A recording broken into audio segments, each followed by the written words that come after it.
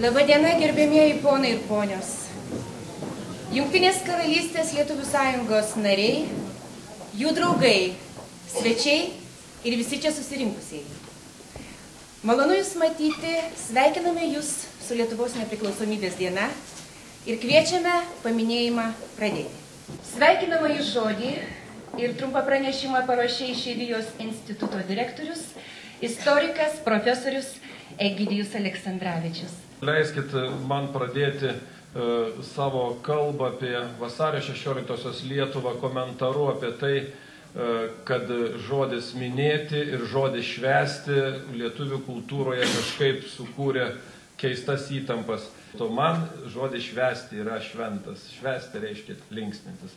Aš kadaise net specialiai studijavau įvairius tekstus, proginius straipsnius skirtus vasario 16-ąjai. Tai žinokit, vien bibliografija būtų šimtai pozicijų. Kuo skiriasi kelias į vasario 16-osios aktą nuo kelio į 90-ųjų kovo 11-osios aktą? Kuo skiriasi lietuviai ir lietuvių veikimas prieš 100 metų ir prieš 25 metus? Žodžiu, galima sakyti, kad iš tikrųjų tarp mūsų tų kelių švenčių, vasario 16-osios, kovo 11-osios, yra tam tikras skirtumas ir tam tikras argumentas, kuris leistų sakyti, kad vasario 16-oji yra didžioji šventė. Kovo 11-oji yra tik vasario 16-osios aidas. Šitą skirtumą ir šitą mūsų vasario 16-osios šventės didybę aš norėčiau pirmiausia ir pabrėžti. Tokios šventės kaip vasario 16-oji jau turi savo šventimo istoriją. Išeivija praktiškai visą sovietinės okupacijos laiką irgi laikėsi apie šią šventę. Kovo 11-oji dar ieškos mūsų atmintyse vietos.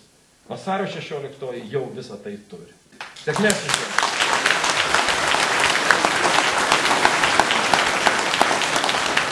Noriu pasveikinti, nuoširdžiausiai pasveikinti mus visus, save, jūs, mūsų vaikus, tėvelius, mamytės, senelius, su šia nuostabia švente. Gal truputėlį per tą mūsų kampą, kadangi čia mes dabar pradėjome eiti kampais, tai mūsų kampas yra lietuvybė, lietuvybės išsaugojimas čia, Jungtinėje karalystėje, kuri šita gausa žmonių susirinkusi šiandien švęsti valstybės 91 metinių rodo, kad tikrai pakanka bendruomeniškumo jausmo, ko aš ir labai jums visiems linkėčiau, kad mes iš tiesų dažnai susirinktume kartu, dažnai dainuotume, tikrai nepamirštume lietuvių kalbos, kurią reikia perduoti šitiems mažiems vaikučiams, kad jums nepritrūktų kantrybės juos mokant pirmą, antrą, trečią lietuvišką žodį, kad iš tiesų Lietuva visada išliktų žemėlapyje. Tuo, ko gero, mes nusipelnėme ir mes savo darbu padėsime taip įgyvendinti. Gerų švenčių. Labadiena. I've now exhausted my Lithuanian, so I will revert to English. My name is Petris Svilis. I'm Deputy Chairman of the Latvian Association in the United Kingdom. I should like to convey the most sincere greetings to all Lithuanians, from me personally, from the Latvian National Council in Great Britain, and from the Latvian community in the United Kingdom on Lithuania's 91st anniversary of the Declaration of Independence on the 16th of February 1918. In 1991, the Lithuanians were the first of the Soviet-occupied Baltic states to declare the restoration of independence. Congratulations to all Lithuanians. To that, I wish to add my own greetings to the Lithuanian community in the United Kingdom on the occasion of your 91st anniversary of independence. Thank you very much. Daug šiltų žodžių jums pasiruošusi pasakyti Jungtinės karalystės Lietuvių sąjungos pirmininkė nenuilstanti Živilė Ilgūnaitė. Mėlyje, nuoširdžiai sveikinu Jūs Lietuvos valstybės atkūrimo dienos proga. Vasario 16 ypatinga data kiekvieno lietuvio širdyje. Tai diena simbolizuojanti laisvės pergalę prieš vergiją. Pergalės, kurią žinodami to meto istorinės aplinkybės turėtumėme vadinti stebuklu. Šiemet švenčiame 1949 m. vasario 16 dienos visos Lietuvos partizanų vadų deklaracijos 60-metį. Lietuvos laisvės kovų sąjūdžio kariai karštai tikėjo ateitimi net tada, kai tą tikėjimą bunkeriuose stingdė žiemos šaltis ir mirtinas pavojus. Mūsų valstybės istorija mums liudija, kad tikroji nepriklausomybė nėra įgyjama vien pasirašius deklaraciją. Ji įtvirtinama sunkiu kasdieniu darbu, ji reikalauja tiek kantrybės, tiek pasiaukojimo, tiek savitarpio supratimo. Prisimindami ir minėdami mūsų valstybės šventę, dieną, kai dar kartą visam pasauliui parodėme, kad esame stipri, drąsi ir svarbiausia, vieninga tauta, norinti ir galinti susitelkti dėl bendrų siekių, jauskimės atsakingi už tai, kas vyksta aplinkui mus. Kviečiu jūs tęsti mūsų protėvių pradėtus darbus, puoselėti ir stiprinti savo valstybę, kviečiu būti vieningiems vardan mūsų visų šalies. Žodžiu, visi mus sveikina su švente ir, kaip sakė profesorius, mes jau tikrai turim pradėti švęsti. Ir tą pačią progą norėčiau pasidžiaugti dar vienu dalyku, kad praėjusią savaitę Sąjungos valdyba mokslo premijų konkursui lietuvių kilmės užsieniečiams mokslininkams nominavo 3 Jungtinės karalystės mokslininkus.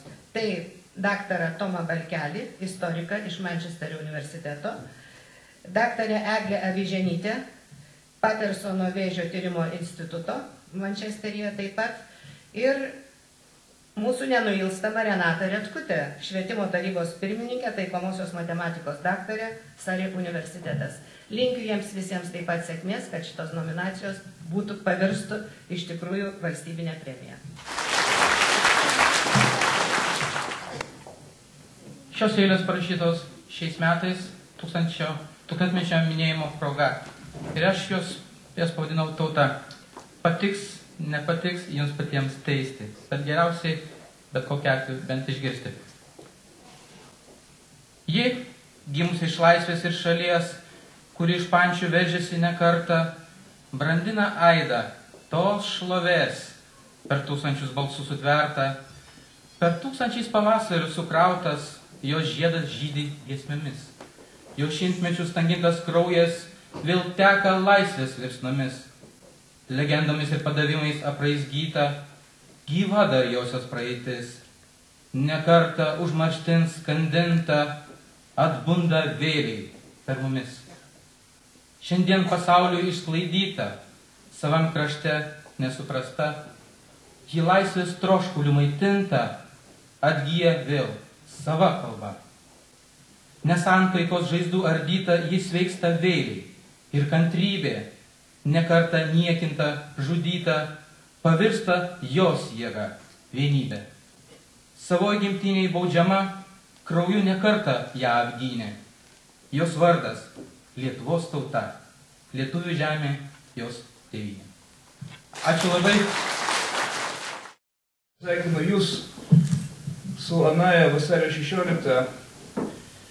Aš negaliu jos atsiminti ir jūs negalite atsiminti vasario 16-osios. Bet mes savyje turime jos visą paveldą. Ir visi galvojam, kad 89-90 kovo 11 pratęs vasario 16 ir galvojam, kad toj pat mes tapsime tokie patys solidus, kokie buvo iki karo solidus mūsų Lietuvos žmonės. Bet dėja, 18 metų prabėgo ir neatsikūrėme taip greitai. Bandome surinkti, kaip galime dabar tvarkytis. Ir aš turiu perduoti nuo visos mūsų senosios sąjūdiečių kartos geriausius palinkėjimus ir pasakyti, kad nepaisant pasaulinės krizės, nepaisant tų skandalų, kuris girdite iš Lietuvos, yra pakankamas žmonių skaičius Lietuvoje, yra įvairių partijų tarpe pakankamas žmonių skaičius, kuris sugebės pratęsti Lietuvos greitesnį grįžimą į normalų pasaulį. Žiūrėkit, nėra pasitikėjimo tarp bankų, viskas sugriuva. O Lietuvoje buvo pasitikėjimas. Pasitikėjimas tarp ūkininkų, pasitikėjimas tarp amatininkų, pasitikėjimas tarp padorių žmonių. Todėl mes turime atstatyti tą pasitikėjimą ir aš manau, kad aš jums perduodu širdingiausius palinkėjimus iš Lietuvos Seimo, iš Lietuvos vyriausybės, įpareigotas tai padaryti. Lenkiu prieš jūs galvą ir prieš tai, kad jūs išlaikot savyje lietuvybę ir tikėjimą, kad tie keletą valandų skrydžio į Lietuvą ir atgal čia, kur jūs bebūtumėt, jūs tą lietuvybę savyje išlaikysite.